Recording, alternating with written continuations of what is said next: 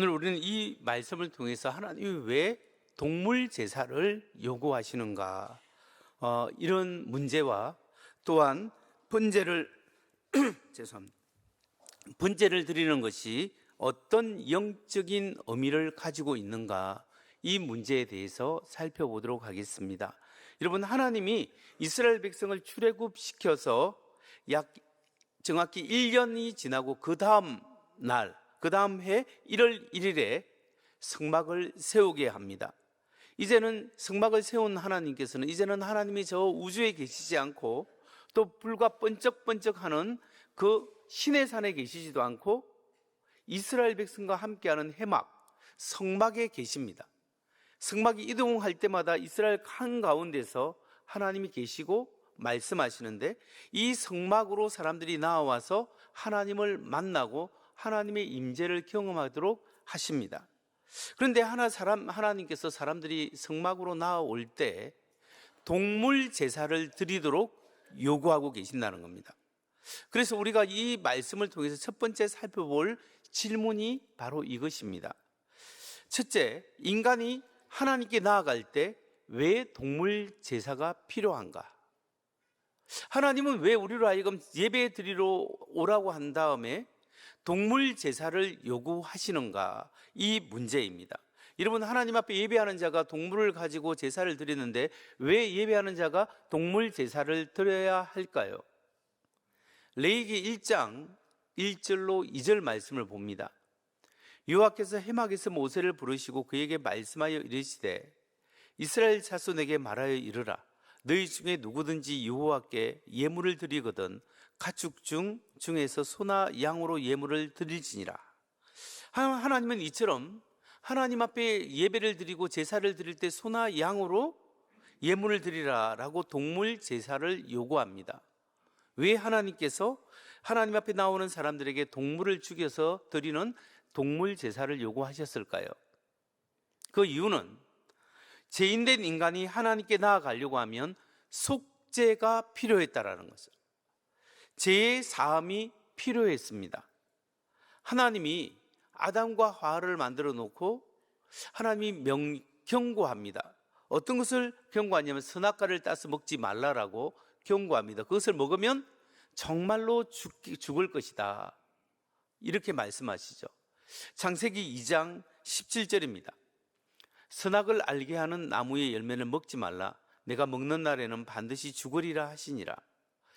이 말씀처럼 하나님께서 선악과의 열매를 따서 먹지 말라고 했습니다. 그럼에도 불구하고 아담과 하와는 하나님의 명령에 불순종합니다. 불순종해서 죄를 지었습니다. 근데 먹으면 정령 죽으리라, 정말로 반드시 죽는다 했기 때문에 죄는 반드시 죽음을 가져오는 거죠. 죄인된 인간은 죽습니다. 그리고 하나님은 너무나 거룩하시기 때문에 하나님 앞에 죄는 처벌받고 처리되어야 합니다. 그렇기 때문에 죄인은 하나님 앞에 심판받아야 된다는 거죠. 따라서 하나님 앞에 나아가는 사람은 죄를 먼저 처리해야 한다는 겁니다. 죄를 없애야 합니다. 죄는 다른 생명의 죽음을 요구한다는 거죠. 구약에서 죄인이 하나님 앞에 나아가려고 하면 동물의 죽음을 통해서 죄의 사함을 받아야 하도록 하나님이 그렇게 만들어 놓았습니다. 그래야만 하나님 앞에 죄의 사함을 받아야만 하나님 앞에 나아갈 수 있는 거죠.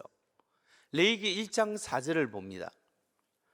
그는 번제물의 머리에 안수할지니 그를 위하여 기쁘게 받으심이 되어 그를 위하여 속죄가 될 것이라. 어떤 사람이 하나님 앞에 나아올 때 소나 양을 가지고 옵니다. 소를 끌고 왔다고 하면 소 위에 자기의 손을 얹습니다. 그리고 기도하는 거죠. 하나님, 저의 죄를 이 소에게 전가시킵니다. 옮깁니다. 저의 죄를 용서해 주세요. 이렇게 기도하고 난 다음에 이 소를 잡습니다.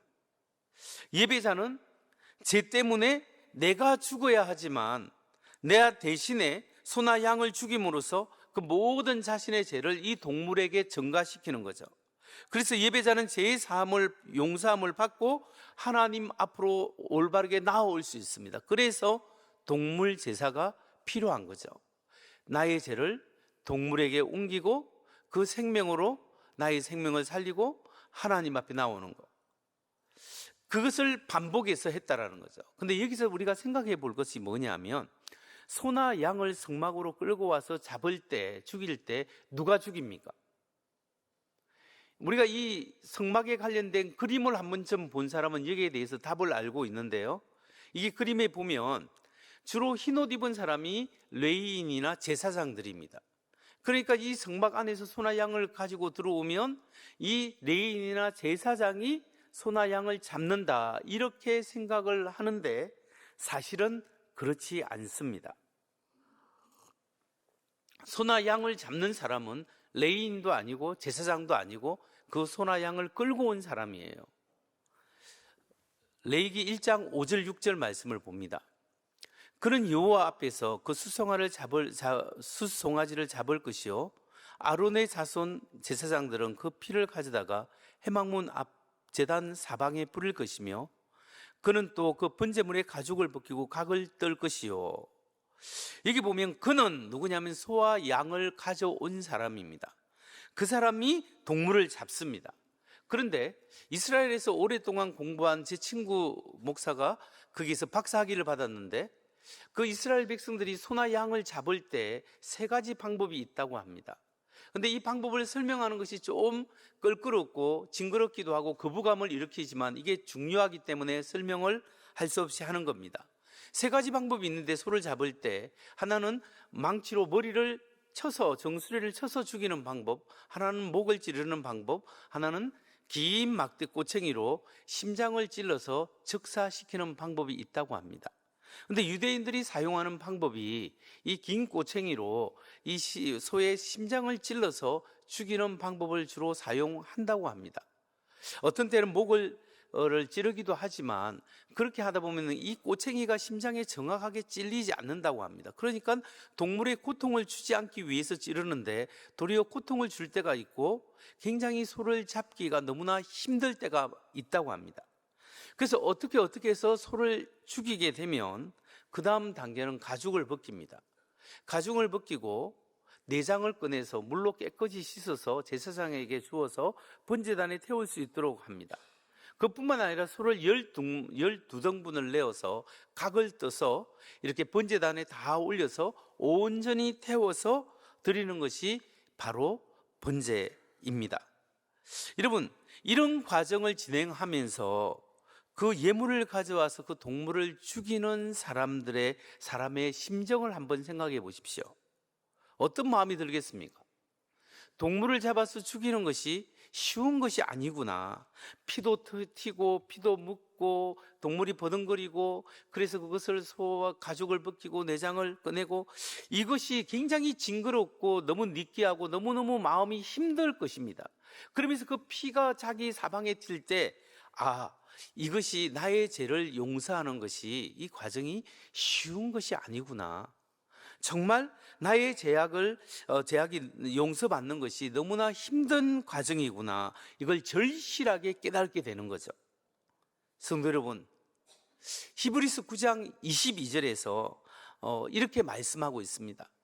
피 흘림이 없은즉 사함이 없느니라. 피 흘림이 없은즉 제사함이 없다 했습니다. 이런 피가 뭘 상징할까요? 피는 생명을 상징합니다. 생명을 바쳐야 죄의 사함을, 하나님 앞에 죄의 용서함을 받을 수 있다는 겁니다.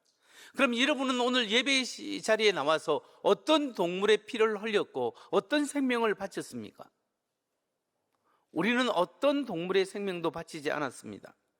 오늘날 우리가 주님 앞에 나와서 예배 드릴 수 있는 것은 동물이 아니라 하나님의 아들 예수 그리스도의 생명, 하나님의 아들이 인간의 몸으로 오셔서 어린 양이 되셔서 그 어린 양이 대신 예수님이 나의 죄 대신에 하나님의 생명을 바쳤기 때문에, 그 예수님이 십자가에서 못 박혀 죽으시고 피 흘려 죽으셨기 때문에 나의 죄가 예수님께 전가되고 내가 용서함을 받게 된다는 사실을 성경은 우리에게 알려주고 있습니다. 그래서 요한복음 1장 29절에서 세례 요한이 예수님이 지나갈 때 이렇게 이야기합니다.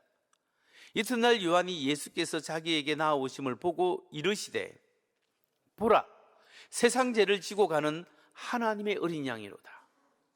세례 요한이 예수님이 자기에게 나오는 것을 보고 보라, 세상 죄를 지고 가는 하나님의 어린 양이다. 이 말이 뭡니까? 우리의 모든 사람의 죄를 예수님께 전가시키고 예수님이 나의 죄를 대신해서 십자가에 못 박혀 죽으시고 예수님이 생명의 피를 흘리시고 나의 죄를 대신해서 예수님께서 죽으심으로써 나의 죄를 사해해 주신다는 사실을 지금 이야기해 주는 하고 있는 겁니다. 여러분, 그렇기 때문에 우리는 나의 죄를 예수님께 옮긴 사람입니다. 예수님이 십자가에 못 박혀 죽인 것은 나의 모든 죄를 다 대신해서 대신 짊어지시고 십자가에 죽으시고 나의 죄를 다 용서해 주셨습니다. 이것이 하나님의 은혜입니다. 이 나는 반드시 죄인은 죽을 수밖에 없지만 하나님의 어린 양 되신 예수님이 예수의 피 생명으로, 하나님의 생명으로 나의 생명을 살려주셨다는 겁니다. 이것이 하나님의 은혜이고 그 은혜이기 때문에 우리가 그 은혜를 인하여 이 시간 하나님 앞에 예배의 자리로 나아올 수 있다는 겁니다. 우리가 예배의 자리로 나올 때마다 예수 그리스도의 십자가의 은혜를 묵상해야 합니다. 내가 죽을 자리에 예수님이 죽으셨구나. 내가 죽을 생명을 잃을 자리에 예수님이 나의 죄를 대신해서 죽으셨구나. 이 고백을 해야 한다는 겁니다. 여러분, 소나 양을 잡아서 죽이는 과정이 실제로 죽이는 사람은 너무 힘들고 어려운 거예요. 근데 하나님의 아들이신 그분이 인간의 몸으로 오셔서 우리 죄를 대신해서 죽는다는 것은 사실상 있을 수 없는 거고 너무나 큰 은혜예요. 여러분, 이 세상에 어느 신이 자기가 창조한 피조물인 인간을 대신해서 죽어주는 신이 어느 신이 있습니까? 그리스 신화에도 그런 신이 나옵니까? 바벨론 신화에도 나옵니까? 어느 철학, 어느 종교, 어느 신이 자기가 만든 피조물을 대신해서 자기의 생명을 내어주는 그런 신이, 그런 하나님이 어디에 있습니까? 그 하나님은 성경의 하나님, 어린 양 되시는 예수 그리스도밖에 없다라는 겁니다. 그 예수님이 우리를 사랑하셔서 나의 죄를 대신해서 하나님의 생명을 내어주시고 나의 생명을 살려주시고 내 죄를 용서해 주셨다는 사실, 이 은혜가 결코 가볍지 않다라는 거예요. 하나님의 은혜가 너무나 크고 그 은혜를 묵상하고 하나님의 은혜에 감사하는 여러분 되시기를 주의 이름으로 축원합니다. 다음으로 우리가 살펴볼 것이 있습니다. 그것은 번제가 주는 영적 교훈은 무엇인가? 레위기 1장에 번제가 나오고 있습니다. 번제는 우리에게 어떤 영적 교훈을 주고 있는가? 이 문제를 우리가 한번 살펴봐야 합니다. 여러분, 레위기에서 대표적인 제사가 5가지가 있습니다. 이게 5대 제사라고 합니다. 번제, 소제, 화목제, 속죄제, 속건제입니다. 레위기 1장에는 번제가 나오고 2장에는 소제가 나오고 3장에는 화목제가 나오고 4장에는 속죄제가 나오고 5장부터 6장, 7장에는 속건제가 나옵니다. 이렇게 5가지가 처음부터 이 제사가 하나님 앞에 드리는 제사가 소개되어 나오는데요. 레위기 1장에 번제가 소개되는데 이 번제는 구약에서 제일 일반적이고 매일 드려야 되는 제사예요. 근데 번제가 먼저 소개되어 나오는데 레위기 1장 7절에서 9절을 봅니다. 제사장 아론의 자손들은 제단 위에서 불을 붙이고 불 위에 나무를 버려놓고 아론 자손의 제사장들은 그 뜬 곽과 머리와 기름을 제단 위의 불 위에 있는 나무에 버려놓을 것이며 그 내장과 정광이를 물로 씻을 것이요 제사장은 그 전부를 제단 위에서 불살라 번제를 드릴지니 이는 화제라 여호와께 향기로운 냄새니라. 이 말씀에서 보듯이 번제는 모두 다 태워서 하나님 앞에 온전히 드리는 제사예요. 근데 이 번제는 온전히 태워서 하나님 앞에 드리는 제사이기 때문에 하나님 앞에 온전한 헌신을 상징하는 거예요. 반만 헌신하는 것이 아니라, 희생제물을 완전히 태운다는 것은 반만 헌신하는 것이 아니라 온전히 자신의 삶을, 자기가 죽을 자리를 이 대신해서 동물을 죽였기 때문에 이걸 하나님 앞에 올려드리는데 다 태우기 때문에 온전히 하나님 앞에 내 삶을 헌신합니다. 그런 의미가 이게 담겨져 있는 거예요. 그렇기 때문에 성도 여러분, 우리가 예수 그리스도의 피로 제3을 받은 사람으로서 하나님 앞에 예배의 자리에 나아갈 때 우리가 어떤 심정을 가져야 되냐? 하나님 앞에 온전히 내 삶을 드립니다. 이 고백이 우리 속에 있어야 한다는 거죠. 하나님께 나오는 예배의 자는 자신의 삶이 내 것이 아니라 주님의 것입니다. 하나님의 생명으로 나의 생명을 살려주셨습니다. 이제 나는 주님의 것입니다. 하나님 마음대로 사용하시고 하나님께 올려드립니다. 이 믿음으로 하나님 앞에 예배의 자리에 나와야 한답니다. 이제 마지막으로 하나 더 살펴볼 것이 있습니다. 세 번째 살펴볼 질문은 우리 삶 속에서 어떻게 향기로운 냄새를 하나님께 올려드릴 수 있는가? 여러분, 우리가 어떻게 하나님께서 받으시는 향기로운 제물이 되고 그리스도의 향기를 나타낼 수 있겠습니까? 레위기 1장 9절 말씀을 봅니다. 그 내장과 정광이를 물로 씻을 것이요 제사장은 그 전부를 제단 위에서 불살라 번제를 드릴지니 이는 화제라 여호와께 향기로운 냄새니라. 이 말씀에 보면 온전히 불살라 드리는 번제는 하나님께 향기로운 냄새다, 이렇게 이야기합니다. 하나님께 향기로운 냄새. 그럼 하나님이 코가 있어서 그 냄새를 맡을까요? 하나님께 올려드리는 향기로운 냄새라는 것은 하나님이 그 예배를, 그 헌신을 온전히 기쁘시게 받으신다, 이런 뜻이에요. 이 사실에 대해서 쉬운 말 성경은 그것을 좀 더 자세하게 표현하고 있는데, 똑같은 본문 레위기 1장 9절 하반절만 보겠습니다. 이처럼 번제는 제물을 불에 살라 바침으로써 그 타오르는 향기로 주를 기쁘게 해드리는 제사이다. 그 타오르는 향기로 주님을 기쁘게 해드리는 제사다, 이렇게 설명합니다.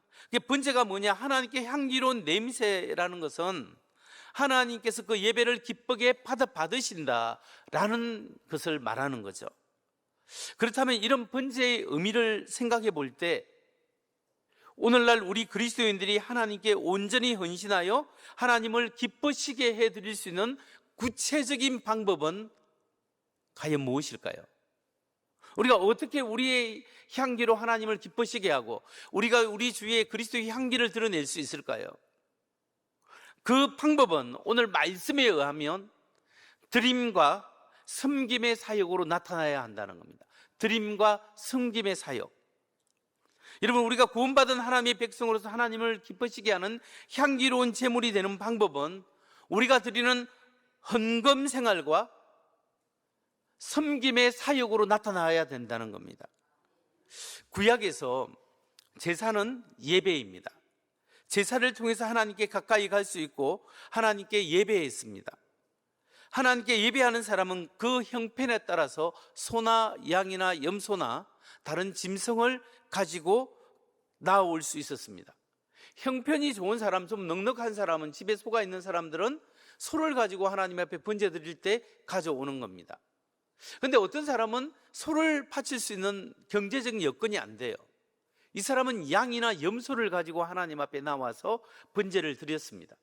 그런데 어떤 사람은 소도 안 되고 양도 염소도 없습니다. 이 사람이 가진 것은 집에서 기르는 비둘기뿐입니다. 하나님 것은 그 비둘기를 가지고 하나님 앞에 번제로 바치라고 합니다. 그런데 나는 비둘기도 없어요. 나 너무 가난해요. 그 사람은 산에 가서 산 비둘기 새끼라도 잡아서 하나님 앞에 바치라는 거죠. 이게 어디에 나오냐면 레위기 1장 10절과 14절에 보면 알 수 있습니다. 보면 만일 그 예물이 가축대의 양이나 엽소의 번제이면 험없는 수컷으로 드릴지니, 염소나 양도 드립니다. 14절, 만일 여호와께 드리는 예물이 새의 번제이면 산 비둘기나 집 비둘기 새끼로 예물을 드릴 것이요. 어떤 사람은 번제로 소를 드리기도 하고 어떤 사람은 양을, 염소를 드리기도 했지만 형편이 안 되는 사람은 집에서 기르는 비둘기, 산에서 잡을 수 있는 산 비둘기 새끼를 하나님 앞에 드렸다라는 것입니다.